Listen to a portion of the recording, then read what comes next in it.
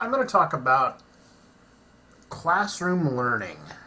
The internships that I've been able to go out into the real world and in the classroom has really opened my eyes to what type of learning environment works well for some students.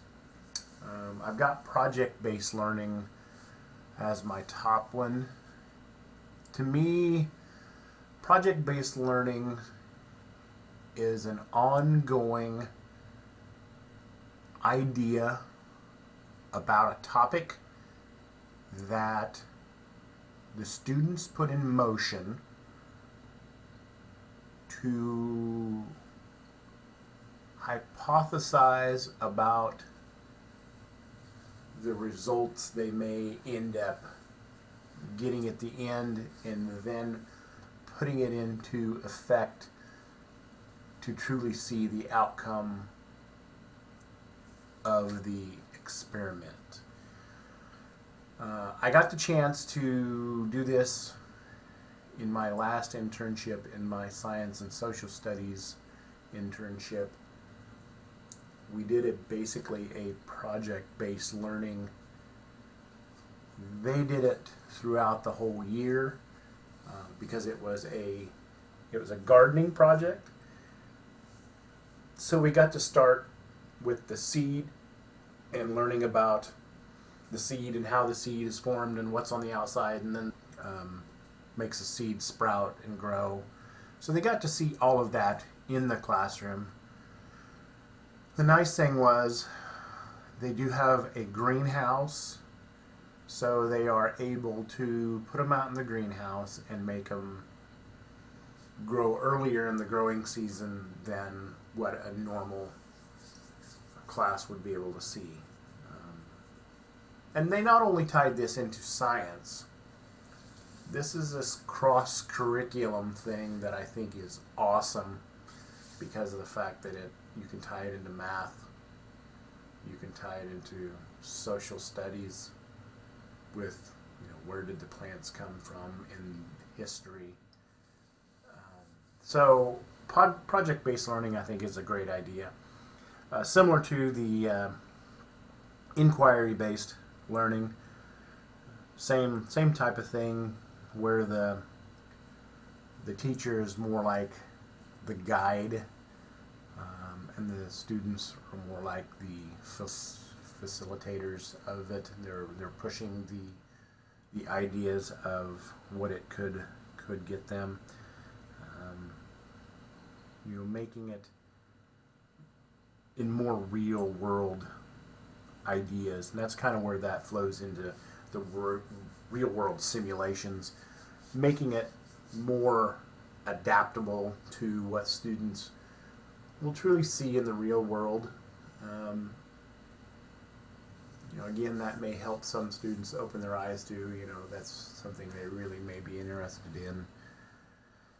I can see doing project-based and query-based learning not only at the K through 6, but also even more in more specialized courses that you can get to when you get into secondary school.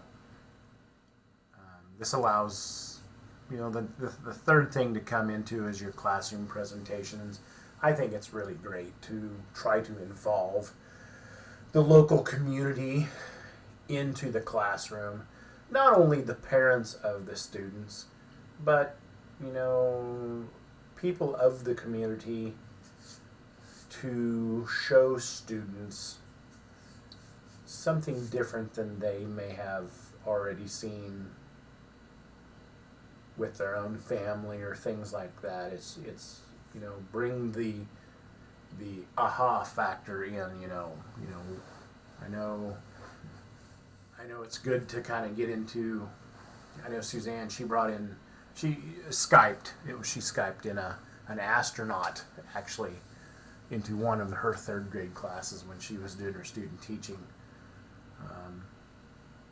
which was really cool for the students to actually meet and talk to an astronaut. about the rigors of being an astronaut, what they had to go through, and them kind of things. So I really think that's one of them things that would be really good to involve the students in, just to broaden their horizons on it. And the last one is, memory at its finest. And I guess this was just trying to make sure you're implementing, the 4 types of different memories into the classroom. Bringing things into the classroom that allow students to learn the information. There's several ways people memorize things. It can be by symbols and words. Sometimes you have to repeat them several times to be able to get it. Maybe learning it by content and things like that. That's more of a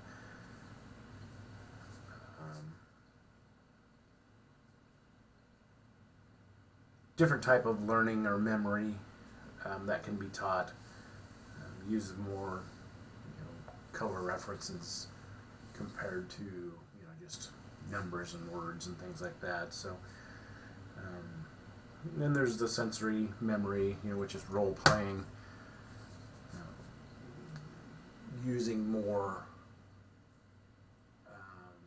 physical animations and things kind of that to help students learn. And then reflective memory is one of them things that they'll remember by thinking about, trying to accompany something with the thing that they've trying to remember, adapting something that makes sense to them may have them learn an easier way. There's different ways people take information in. There's different ways to save it. I've always seen myself as a kind of a file folder type of person. I used to kind of do that with my GPS stuff. I knew which kind of folder I wanted to look into and where that stuff was located at in them files. So if you can kind of get to see the students and have conferences with them and understand how they think, that may change the way that your instruction could happen in the classroom. Kind of goes back to that project-based and query-based. It's not always just getting up there and talking about everything and this is the way it is and da da da da. And it's getting your hands dirty. It's feeling the atmosphere. It's allowing the students to role play certain ideas and different types of learning. So I think that's a positive way of looking at classrooms rather than just sitting there talking to them. And then I also believe that bringing in the digital media is a great way. I know a lot of people look down on digital media as you're just showing them movies or showing them videos and things like that. But there's a lot of good information out there on the science part of things where it actually shows and talks about things, and you can get some pretty good representation of what type of science can go on. So that is wrapping up my classroom learning environment.